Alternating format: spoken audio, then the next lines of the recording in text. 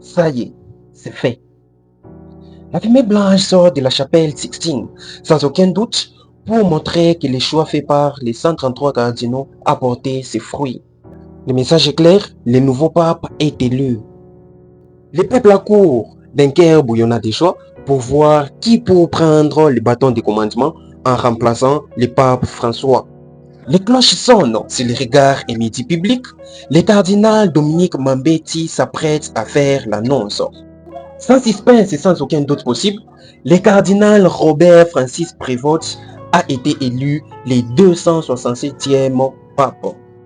Il devient le premier pape originaire des États-Unis d'Amérique et il est aussi le premier pape de l'ordre de Saint-Augustin. Il choisit de vrai sur le nom de Léon et devient donc Léon XIV. Léon XIII est le 256e pape remplaçant de Saint-Pierre. Sa papauté s'étend de 1878 à 1903, signant le quatrième règne le plus long de l'histoire de la papauté.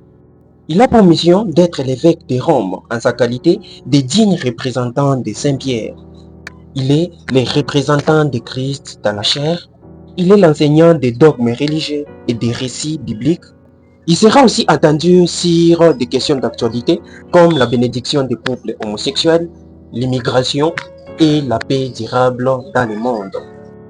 Connu pour être un homme simple, un homme de paix, par sa déclaration, je cite, « Un pape ne doit pas être assis tranquille sur son trône, il doit marcher avec son peuple. » Et son slogan, « Le mal ne triomphera pas ». Il est un homme près du peuple, conservateur des dogmes religieux et progressiste de la liberté et de l'égalité pour tous.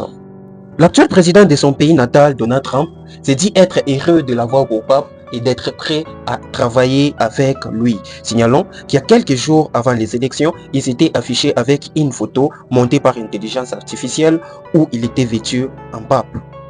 Le président Emmanuel Macron et Zelensky espèrent qu'il va stopper la guerre et apporter la paix durable pour tous. Dommage pour la RDC, on n'a jamais été si proche d'avoir un pape venant de la RDC. Le cardinal Abongo était l'un des favoris pour être élu pape. Et comme d'habitude, le pape est celui dont on en attend les moins. Et vous, qu'en pensez-vous? Écrivez-le dans les commentaires. Et quant à nous, nous espérons que l'âme du pape François repose en paix dans le paradis.